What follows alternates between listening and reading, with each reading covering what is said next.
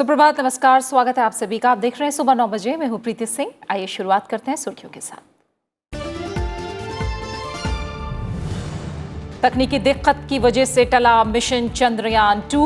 इसरो का बयान, प्रक्षेपण से 56 मिनट 24 सेकंड पहले रोकी गई उल्टी गिनती। जल्द होगा नई तारीख का ऐलान।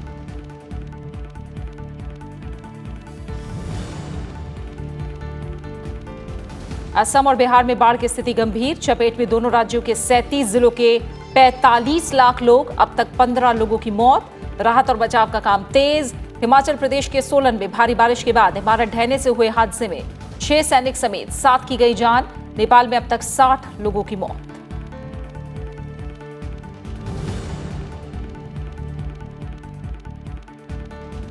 आयुष मंत्रालय के कामकाज पर चर्चा, राज्यसभा की कार्यसूची में शामिल। आर्बिट्रेशन और सुलह संशोधन विधेयक 2019 उच्च सदन में होगा पेश। लोकसभा के एजेंडे में सड़क परिवहन और राजमार्ग मंत्रालय के अनुदान मांगों पर चर्चा और मतदान। एनआईए संशोधन विधेयक पर भी होगा विचार। मोटरयान संशोधन विधेयक और सरोगेसी विनियमन विधेयक भी लोकसभा में होंगे पेश।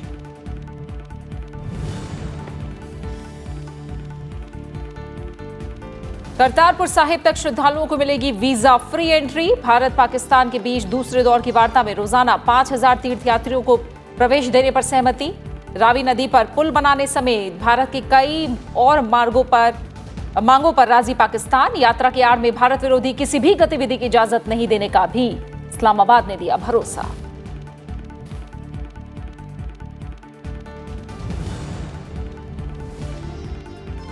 और इंग्लैंड पहली बार बना क्रिकेट विश्व कप चैंपियन। बेहद रोमांचक मुकाबले में सुपर ओवर में भी मैच टाई रहने के बाद ज्यादा बाउंड्री के दम पर इंग्लैंड ने जीता मैच और न्यूजीलैंड ने दिल। Ben Stokes man of the match और Ken Williamson man of the series.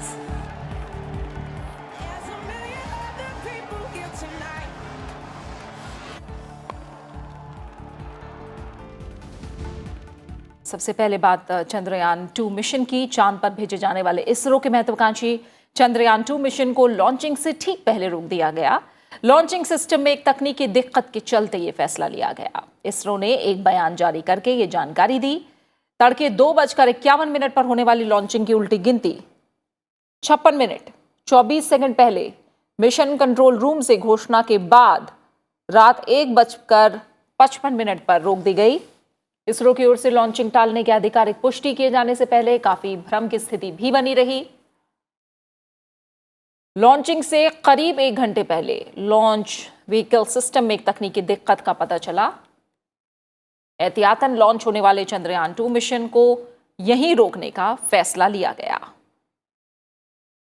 Launching की नई तारीख की घोषणा जल्द की जाएगी। A technical snag was observed in launch vehicle system at T-2 minutes. As a measure of abundant precaution, Chandrayaan 2 launch has been called off for today. Revised launch date will be announced later. Thank you very much. This is an announcement from ISRO which I have read out. That's all. Chandrayaan 1 की कामयाबी के बाद इसरो ने चंद्रयान 2 की योजना बनाई थी और ये चंद्रयान 2 चंद्रमा की उस सतह पर जाएगा जहां आज तक कोई देश नहीं पहुंच पाया है। चंद्रयान 2 भारतीय अंतरिक्ष कार्यक्रम के लिए बेहद महत्वपूर्ण समझा जा रहा है और इसकी अहमियत को ध्यान में रखते हुए इसकी लॉन्चिंग के लिए राष्ट्रपति रामनाथ कोविंद भी श्रीहरिकोटा में मौजूद थे। अंतरिक्ष एजेंसी ने इससे पहले लॉन्चिंग की तारीख जनवरी के पहले हफ्ते में रखी थी, लेकिन बाद में इसे बदलकर 15 जुलाई कर दिया गया था। चंद्रयान 2 की लॉन्चिंग पर पूरे देश की नजरें थी और इसके सफल होने के साथ ही भारत के अंतरिक्ष अभियान के इतिहास में एक स्वर्णिम पन्ना जुड़ जाता और इस मिशन के साथ भारत चांद पर पहुंचने वाला दुनिया का चौथा देश हो जाता। हालांकि अब इसके लिए कुछ और इंतजार करना पड़ेगा।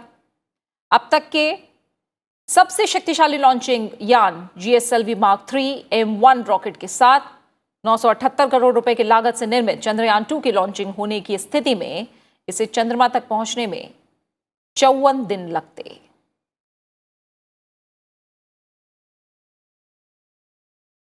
अरुणा ठाकुर हमारी संवाददाता फिलहाल हमारे साथ जुड़ी हैं, हम उनका रुख करेंगे। अरुणा, तकनीकी दिक्कत की वजह से मिशन चंद्रयान 2 जो है उसको अभी टालना पड़ा है।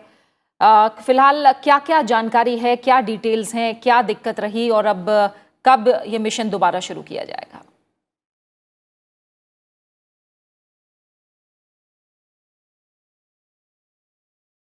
देखिए प्रीति, मैं पहले ये कहना चाहूँगी, जैसे कि आपने कहा कि अभी इंतज़ार करना पड़ेगा, तो मैं कहूँगी कि दुर्घटना से पहले इंतज़ार और देर ही सही भली होती है। तो यही कहते हुए मैं आगे बढ़ूँगी कि भाई बड़ी दुर्घटना से हम बच चुके हैं। हाँ, जो चीज़ टेक्निकल जो प्रॉब्लम आई है उसका जो अभी इसरो साइंटिस्ट है वो पता लगा रहे हैं एक्चुअल जो प्रॉब्लम है। बिकॉज जो अभी जो मोटी तौर पे जो सामने आ रही है वो व्हीकल लॉन्च व्हीकल सिस्टम में जो प्रॉब्लम है वो बताई जा रही है कि क्रायोजेनिक इंजन को भरते समय जो फ्यूल है ईंधन भर रहे थे उस समय दिक्कत आई। लेकिन ये सोर्सेज की तरफ से जो एग्जैक्ट स्टेटमेंट हैं अभी फ़िलहाल इसरो की तरफ से ये अभी क्लियर नहीं हुई हैं, लेकिन जैसे ही आएंगी तो अब हमें पता चलेगा ये जो चंद्रयान 2 का मिशन है वो किस दिन और किस वक्त लॉन्च किया जाएगा, क्योंकि इसके लिए बहुत सारी चीज़ें और भी देखनी पड़ेंगी। तो अभी फ़िलहाल हमारी स्थिति जो हमारा रॉकेट है वो अभी सेफ़ है, जैसा कि बताया अभी जो सोर्सेज से पता चल रहा है हमें, तो इतनी घबराने की दिक्कत नहीं है। लेकिन जो टेक्निकल प्रॉब्लम है उसको जैसे ही जो इसरो साइंटिस्ट हैं वो पता लगाएंगे तो उनकी तरफ से वो कितनी बड़ी प्रॉब्लम है उसके अकॉर्डिंग जो अगली जो डेट है वो सामने आएगी। प्रीति, बिल्कुल अरुणा, बहुत बड़ा मिशन, बहुत महत्वाकांक्षी मिशन और आप बिल्कुल सही कह रहे हैं कि दुर्घटना से देर भली, इसलिए करीब करीब माने तो 1 घंटा पहले इस खामी को पहचान लिया गया और इस मिशन को रोक दिया गया। अब इसमें जो खामी है वो दूर करके जाहिर तौर पर इसरो जो नई तारीख है उसका ऐलान अब जल्द करेगा। फिलहाल बहुत बहुत शुक्रिया अरुणा हमारे साथ जुड़ने के लिए और इस जानकारी को फिलहाल हम तक पहुँचाने के लिए आपका। और अब बात करेंगे बाढ़ और बारिश से पैदा हालात की। भारी बारिश के बाद देश के कई राज्य बाढ़ से जूझ रहे हैं। पूर्वोत्तर के राज्य असम में बाढ़ से हालात लगातार खराब हो रहे हैं। राज्य में बाढ़, बारिश और भूस्खलन से मरने वालों की संख्या बढ़कर 11 हो गई है। बाढ़ से 28 जिलों के करीब 26 लाख से ज्यादा लोग प्रभावित हुए हैं। जोरहाट, बारपेटा और धुबरी जिलों में 4 लोगों की मौत हो गई। बाढ़ से प्रभावित 28 जिलों में बारपेटा सबसे ज्यादा प्रभावित है, जहां 7,35,000 लोग प्रभावित हुए हैं। इसके बाद मोरीगांव में 3.5 लाख लोग प्रभावित हुए हैं।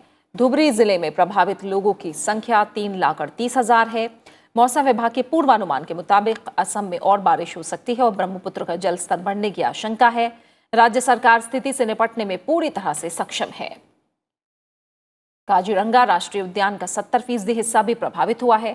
ब्रह्मपुत्र नदी निमाती घाट, सोनितपुर, ग्वालपरा और धुबरी में खतरे के निशान से ऊपर बह रही है। एनडीआरएफ और एसडीआरएफ की टीमें लगातार राहत और बचाव के काम में जुटी हुई हैं।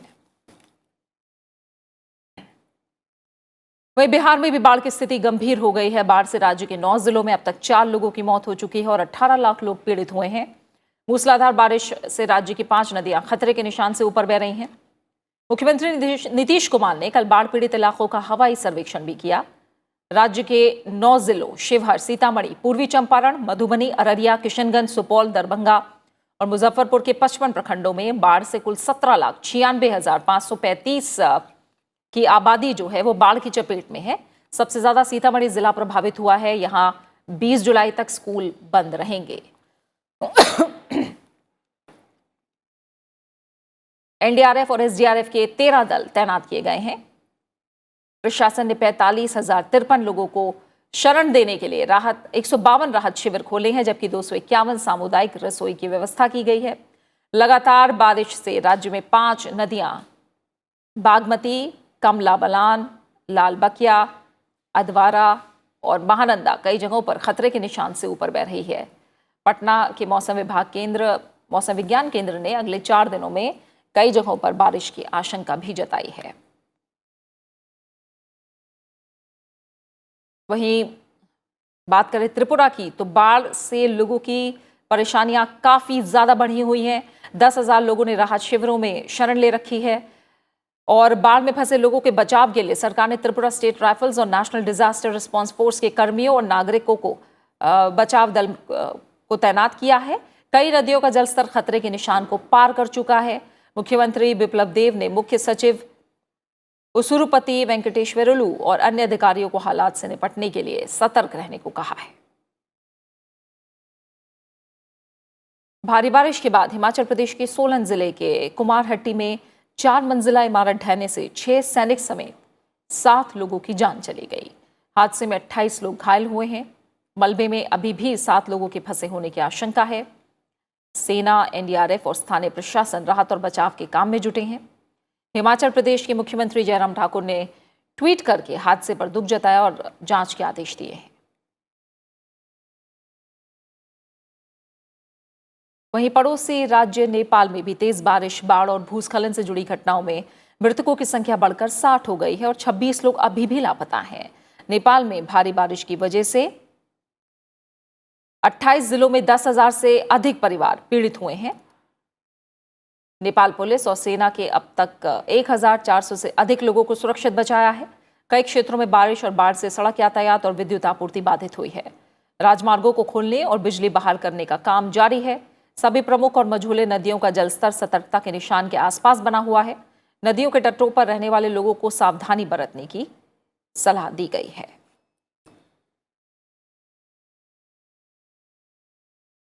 अब बात संसद के बजट सत्र की। मौजूदा सत्र के 5वें हफ्ते की आज से शुरुआत हो रही है और दोनों सदनों के एजेंडे में आज कई अहम कामकाज शामिल हैं। राज्यसभा के एजेंडे में आयुष मंत्रालय के कामकाज पर चर्चा शामिल है। समाजवादी पार्टी के रामगोपाल यादव चर्चा की शुरुआत करेंगे और इस दौरान सभी दलों के सांसद मंत्रालय की नीतियों और कार्यप्रणाली पर विचार सदन में रखेंगे। केंद्रीय आयुष मंत्री श्रीपद यसो नाइक चर्चा का जवाब देंगे। बहस के दौरान विपक्षी दलों के सांसदों को मंत्रालय की नीतियों की आलोचना और सुझाव देने का मौका मिलता है। वहीं सत्ता पक्ष के सांसदों के लिए मंत्रालय के फैसलों का फायदा बताने का अवसर होता है। राज्यसभा में इस सत्र के दौरान 4 मंत्रालयों के कामकाज पर चर्चा होनी है। इनमें विदेश मंत्रालय, गृह मंत्रालय, सूक्ष्म लघु और मध्यम उद्यम मंत्रालय भी शामिल है।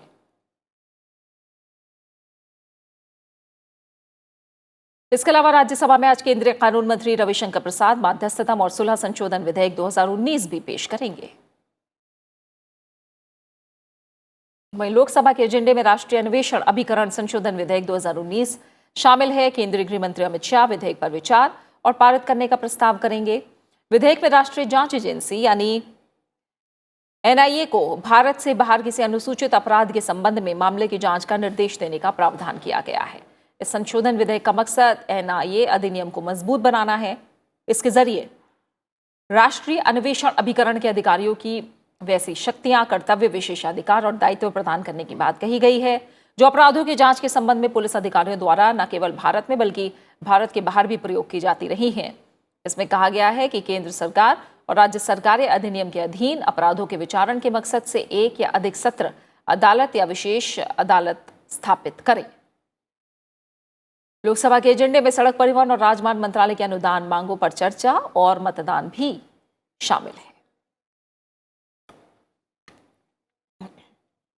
साथ ही लोकसभा में आज 2 अहम विधेयक भी पेश किए जाएंगे। केंद्रीय स्वास्थ्य और परिवार कल्याण मंत्री डॉक्टर हर्षवर्धन सरोगेसी विनियमन विधेयक 2019 आज पेश करेंगे। वहीं केंद्रीय सड़क परिवहन और राजमार्ग मंत्री नितिन गडकरी मोटरयान संशोधन विधेयक 2019 पेश करेंगे।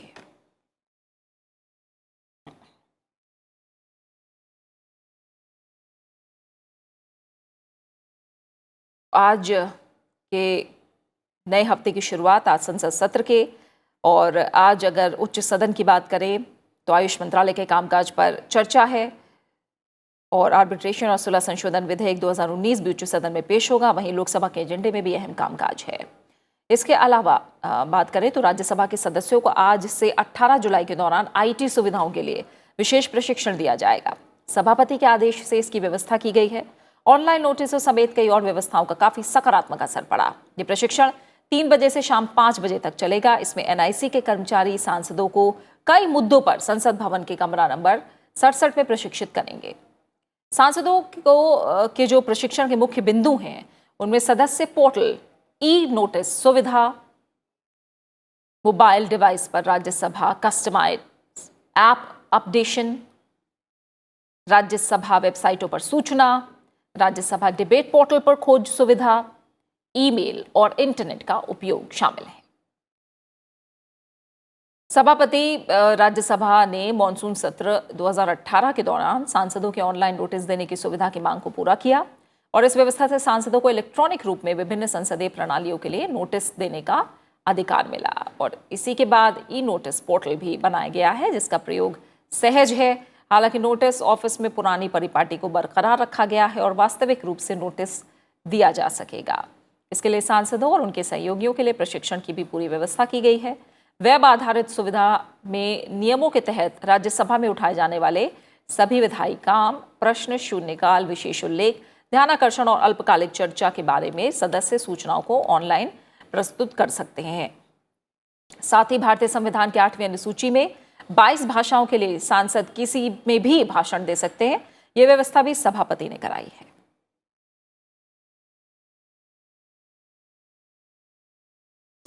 और हमारी संवाददाता कृति मिश्रा ज्यादा जानकारी के साथ जुड़ गए हैं। कृति, आज से नए हफ्ते की शुरुआत हो रही है और दोनों ही सदनों के एजेंडे में हम देख रहे हैं काफी अहम काज शामिल है। आयुष मंत्रालय के कामकाज पर चर्चा उच्च सदन में होनी है और साथ ही आर्बिट्रेशन और सुलह संशोधन विधेयक भी है। किस तरह से ये हफ्ता या कहे कि आज का दिन अहम रहने वाला है?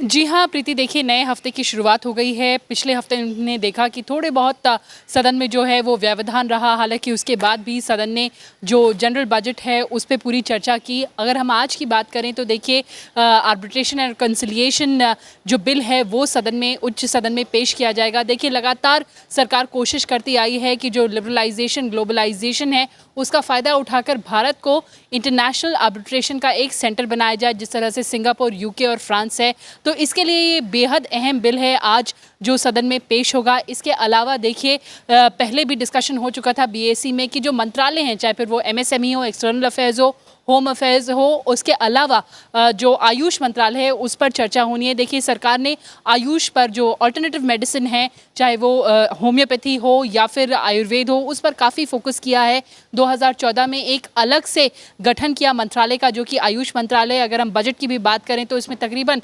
2000 करोड़ का प्रावधान भी किया है। तो इस पर एक विस्तार से चर्चा होगी आज राज्यसभा में। वहीं अगर हम लोकसभा की बात करें तो कई इंपॉर्टेंट बिल हैं जो इंट्रोड्यूस किए जाएंगे, जैसे कि सरोगेसी रेगुलेशन बिल और इसके अलावा मोटर व्हीकल्स अमेंडमेंट बिल। और उसके अलावा जो चर्चा होगी वो एनआईए अमेंडमेंट बिल में होगी, जिससे एनआईए को और शक्ति दी जा सके और इसको पूरा एम्पावर किया जा सके, ताकि जो इंडियन इंटरेस्ट है, चाहे वो डोमेस्टिक हो या इंटरनेशनल हो, हर जगह इंडियन इंटरेस्ट को प्रोटेक्ट किया जा सके। और इसके अलावा डिमांड्स फॉर ग्रांट्स जो कि ministry of road and transport है उस पर भी चर्चा होगी। जी प्रीति, बहुत बहुत शुक्रिया कृति हमारे साथ जुड़ने के लिए और इस जानकारी को फिलहाल हम तक पहुंचाने के लिए।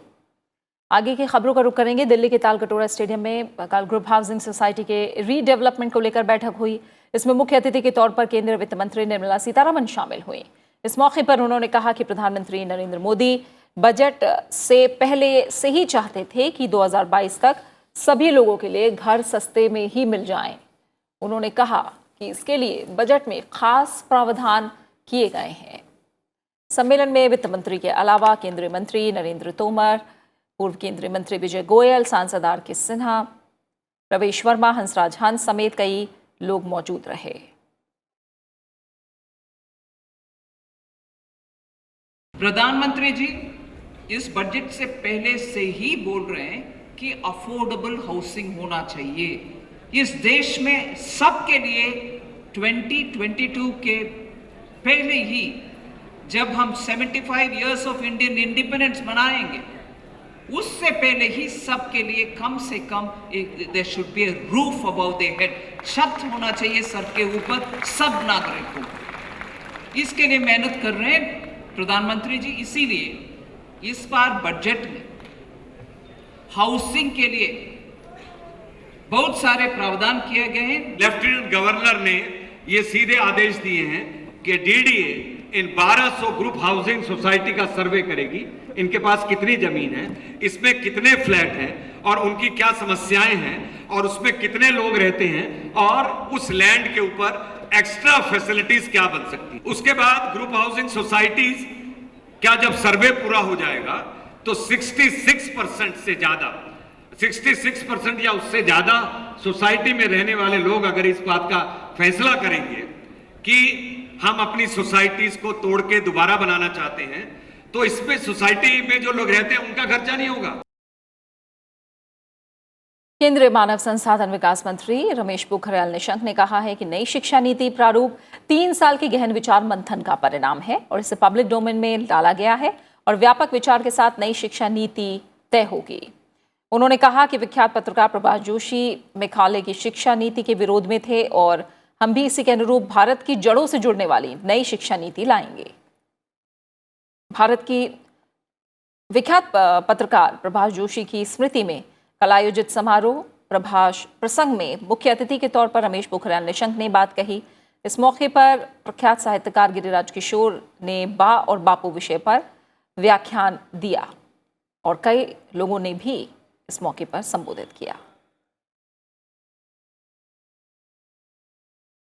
जो विजन है यदि उसके साथ मिशन नहीं जुड़ता तो विजन कोरा रह जाता है। विजन हो और विजन के साथ मिशन हो, उसको लोगों तक जिनके लिए वो विजन है उन तक पहुंचाने का मादा ना हो, तो ऐसे विचार तो बहुत होते हैं और उन विचारों का कोई अर्थ नहीं रह जाता क्योंकि वो मिशन में तब्दील नहीं हो पाते हैं।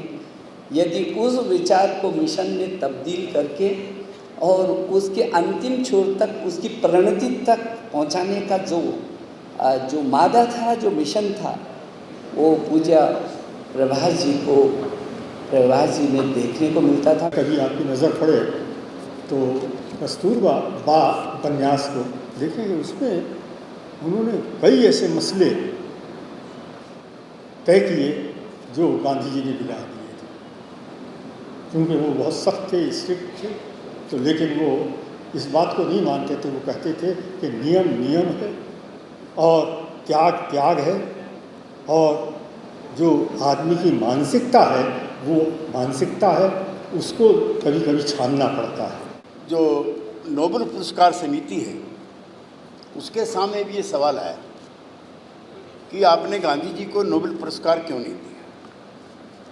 वो उनसे ज़्यादा लंबे समय तक घटनाक्रमों को किसी ने प्रभावित नहीं किया। तो उस समिति के लोगों का कहना था कि ईसा मसीह और महात्मा गांधी इस समारोह से, इस पुरस्कार से बढ़े और ये पुरस्कार उनके सामने छोटा। एक दशक की प्रतीक्षा के बाद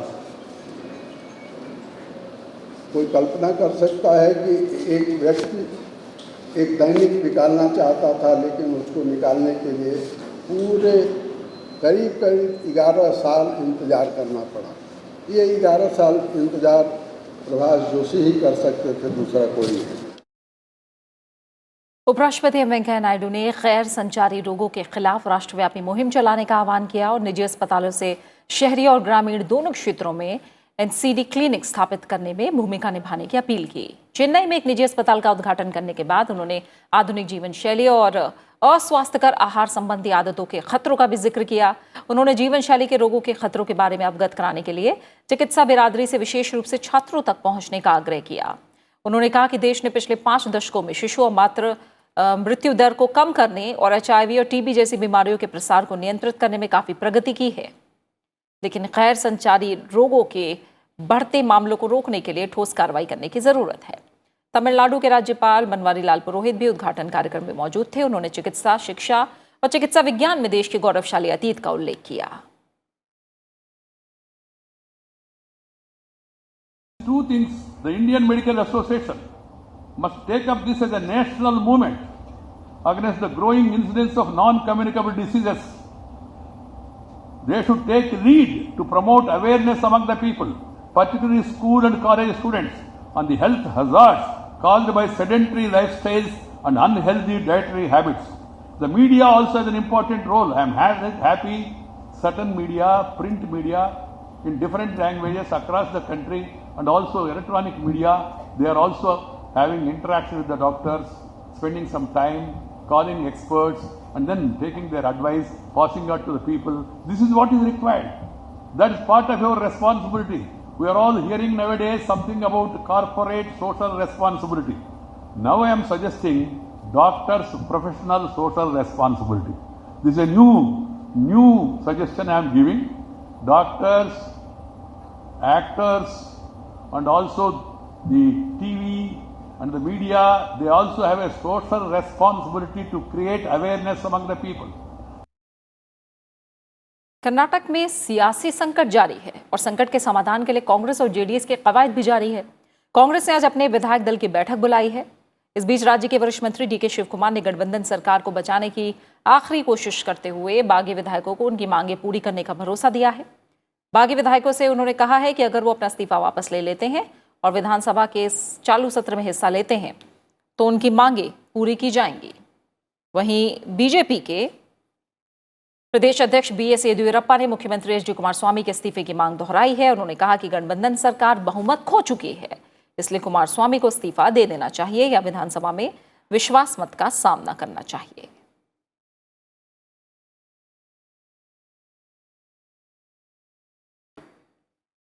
भारत पाकिस्तान के बीच करतारपुर साहिब गलियारे के संचालन के तौर तरीके तय करने के लिए कल पाकिस्तान के वाघा में दूसरे दौर की बातचीत हुई।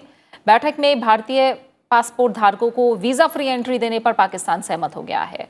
इसके अलावा ओसीआई कार्ड धारकों को भी वीजा फ्री एंट्री मिलेगी। वहीं हर रोज 5000 तीर्थयात्रियों की एंट्री पर भी पाकिस्तान सहमत हो गया है। In this context, we have reiterated our request that 5,000 pilgrims be allowed to visit Gurudwara Kartarpur Sahib using the corridor every day, given the expected high demand on our side. We have also reiterated the request that 10,000 additional pilgrims, at least 10,000 additional pilgrims be allowed to visit on special occasions, and that there should be no restrictions on the pilgrims in terms of their faith. Not only Indian nationals but also persons of Indian origin who are holding OCI cards should be allowed to visit the Gurudwara Kartarpur Sahib. That request has also been reiterated. In keeping with the stated announcement that the movement would be visa free, Pakistan should reconsider charging any kind of a fees or introducing any kind of a restrictive system, whether in the name of a special permit or any other name. रक्षा मंत्री राजनाथ सिंह ने कारगिल विजय की 20वीं वर्षगांठ के समारोह के तहत कल दिल्ली में विजय मशाल प्रज्वलित करके इसे जम्मू कश्मीर में द्रास स्थित कारगिल युद्ध स्मारक के लिए रवाना किया। राजनाथ सिंह इंडिया गेट स्थित राष्ट्रीय युद्ध स्मारक पहुंचे और अनंत ज्योति से विजय मशाल को प्रज्वलित करके सेना के उन 11 रणबांकुरों को सौंपा जो मशाल को कारगिल युद्ध स्मारक तक ले जाएंगे।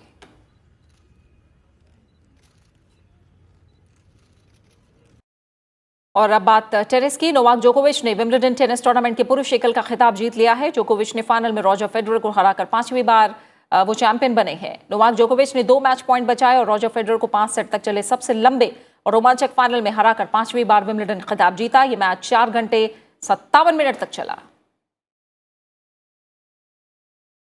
और इसी के साथ फिलहाल सुबह 9 बजे की खबरों में मेरे साथ इतना ही। ब्रेक के बाद देखिए ब्रेकफास्ट न्यूज। नमस्कार।